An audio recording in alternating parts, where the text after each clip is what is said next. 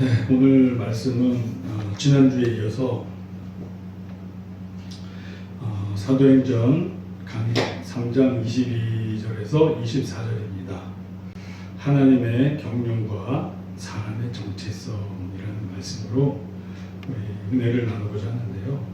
지금 이 사도행전 그 22절에서 24절 말씀을 보면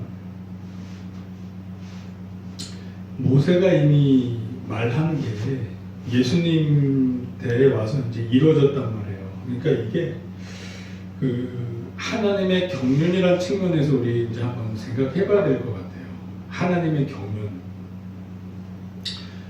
그래서 이제 그 하나님의 경륜, 하나님의 경영, 하나님의 계획이라는 관점에서 한번 크게 이 부분을 우리가 한번 보려고 해요. 지금 그 첫 번째로 그 하나님께서 우리 천지를 창조하시고 우리 인류를 사람을 만드셨단 말이에요. 만드셨는데 그 이유가 결국 그 하나님께서는 그 에덴 동산에서 영생 못하고 쫓겨날 걸 알고 계셨어요. 그리고 테스트를 위해서 선악과를 두셨어요. 미래를 다 알고 계신 하나님이 모르실 리가 없어요. 그래서 이 하나님의 경륜이라는 것은 선악과를 만들고 에덴 동산을 만들고 피조물을 창조할 때부터 태초부터 구원 계획을 동시에 같이 수립을 하고 계세요. 성경 말씀에 그 말씀이 있어요. 그렇다면 하나님께서는 그 천지를 창조하실 때 이제 사람을 만들면서 과연 이 내가 창조한 이 사람들 중에서 누가 진정히 나와 영생할 나의 자녀, 영생할 나의 배우자가 되겠느냐, 그것을 찾아내시기를 원하셨어요. 찾아내시기를 원하셨어요. 그래서 우리 앞에 이런 시험을 주신 거예요. 하나님께서 아담과 하와가 선악과로 말미암아 넘어질 것을 다 알고 있었어요. 이 첫 번째 아담이 실패할 걸 알고 계셨어요. 그래서 두 번째 아담도 동시에 준비를 하셨어요. 그렇다고 진짜 로봇 같이 프로그래밍 돼서 무조건 기계적으로 자기를 따르는 그런 비인격체를 원하는 게 아니라 동등한 입장, 동등한 인격. 그러니까 하나님과 사람은 동등한 인격 대 인격의 만남이 되는 거예요. 그러니까 예수님께서도 결혼이라는 개념으로 설명을 하시잖아요. 교회와 예수님과의 관계를 신랑과 신부의 관계로 설명을 한다는 것은 동등한 인격과 인격의 만남을 의미해요. 하나님께서 우리에게 원하는 것은 동등한 인격 대 인격으로 서로 사랑하고 자발적인 사랑으로 순종하시기를 원했던 거예요. 그 테스트를 통과하는 사람은 그렇게 하나님과 영생할 수 있게 되는 거예요. 그 과정인 거죠. 이게 바로 하나님의 경륜의 첫 스타트예요. 그래서 결국 우리 앞에는 선악과가 놓이게 됐고 첫 번째 아담은 실패하게 돼요. 그렇지만 하나님께서 이 실패한 인류들을 구원하시기 위한 두 번째 방법을 예비하셨어요. 그거는 이스라엘 백성들을 부르셔서 제사장 나라로 세우는 거였어요. 그러니까 이제 선악과 테스트를 실패할 줄 아셨던 거예요. 그래서 아브라함의 후손, 왜? 아브라함이 믿음을 보였잖아요. 그래서 이 아브라함의 후손이 믿음으로 하나님을 믿고 순종하고 서로 인격적인 사랑, 인격적인 관계에 들어가서 제사장 나라가 돼서 온 인류를 구원하시기를 원하셨어요. 그런 말씀이 어디 나오냐면 출애굽기 19장 6절 말씀이 있어요. 너희가 내게 대하여 제사장 나라가 되며 거룩한 백성이 되리라. 너는 이 말을 이스라엘 자손에게 전할지니라. 그러니까 이제 하나님이 이 선악과로 실패한 인류를 그냥 포기하신 게 아니라 두 번째 방법을 만드신 거예요. 율법을 주시고 그 율법을 통해서 이스라엘 민족을 통해서 온 인류가 구원받길 원하셨어요. 그런데 이스라엘이 실패를 했어요. 이스라엘이 실패를 했어요. 제사장 나라가 되기보다는 우리들만 믿고 구원받으면 돼. 우리들만 율법을 가지고 통해서 구원받으면 돼. 그래서 선민사상, 우월의식에 빠져서 이웃 국가, 이웃 나라의 제사장 나라가 되기보다는 우리끼리의 믿음이 돼버린 거예요. 우리끼리의 믿음이 돼버렸어요. 이사야서 61장 6절 말씀을 보면 출애굽기 말씀과도 비슷한 맥락이에요. 오직 너희는 여호와의 제사장이라 일컬음을 받을 것이라. 사람들이 너희를 우리 하나님의 봉사자라 할 것이며 너희가 이방 나라들의 재물을 먹으며 그들의 영광을 얻어 자랑할 것이니라. 그러니까 출애굽기 때부터 이 이사야 이때까지 계속 이런 맥락 흐름이 있어요. 제사장으로서의 역할을 이스라엘이 하시길 원하셨어요. 그런데 그 본분을 망각한 거예요. 이스라엘 민족이 주님의 뜻대로 움직이지 못했어요. 그래서 이 이스라엘 민족이 실패를 하게 되고 이러한 내용에 대해서 로마서가 잘 말씀하고 있어요. 로마서 11장 20절에서 21절 말씀을 보면 옳도다 그들은 믿지 아니함으로 꺾이고 너는 믿음으로 섰느니라. 높은 마음을 품지 말고 도리어 두려워하라. 하나님이 원 가지들도 아끼지 아니하셨은즉 즉 이스라엘이 자기네 소명에 사명에 실패해서 하나님께로부터 버려졌다고 그래요.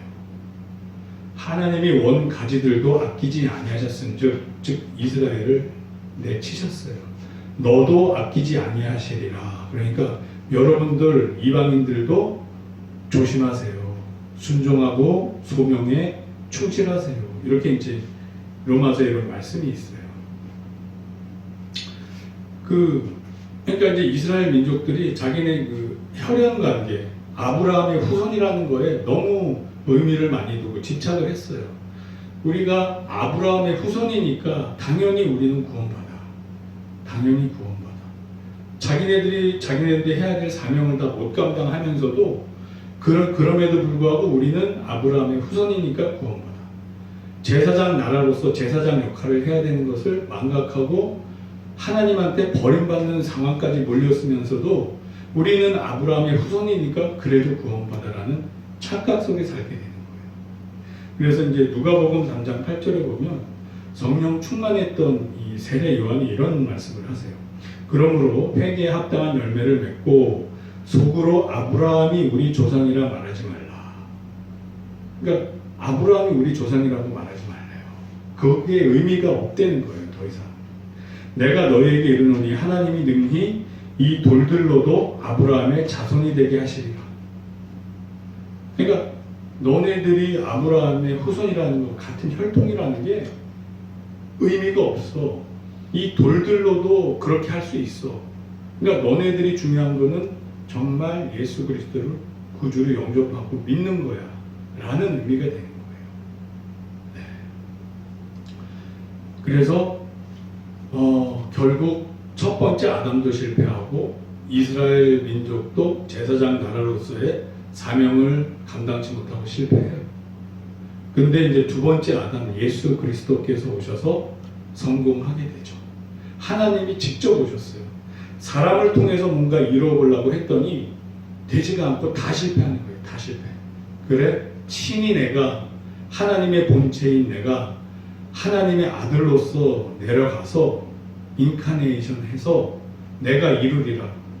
내가 사탄의 시험도 통과하고 저들의 죄를 사할 수 있는 길도 열어주고 자유롭게 죄에서 자유롭게 하는 길을 열어주고 그들 중에서 나를 믿는 자는 구원받아 하나님과 즉 하나님 나와 영생할 수 있게 그렇게 만들리라.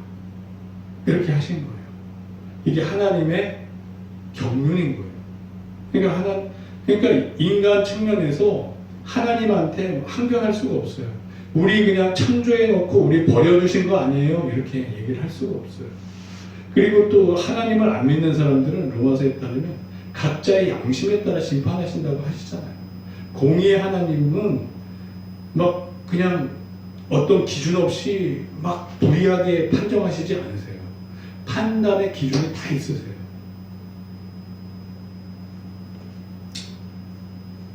그래서 그 예수님이 하나님의 경륜 안에서 오실 게 창세기에도 말씀하고 있어요. 예언되어 있어요.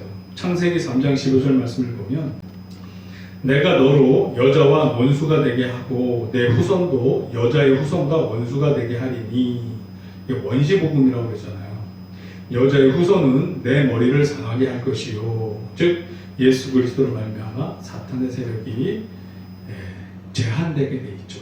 그리고 너는 그의 발꿈치를 상하게 할 것이니라 하시고, 그리고 예수 그리스도께서는 계획을 통해서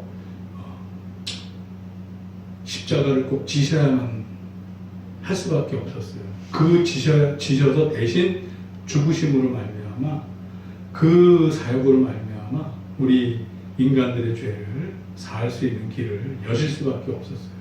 그러니까 이게 이제 원시복음에서 이렇게 얘기가 돼 있죠.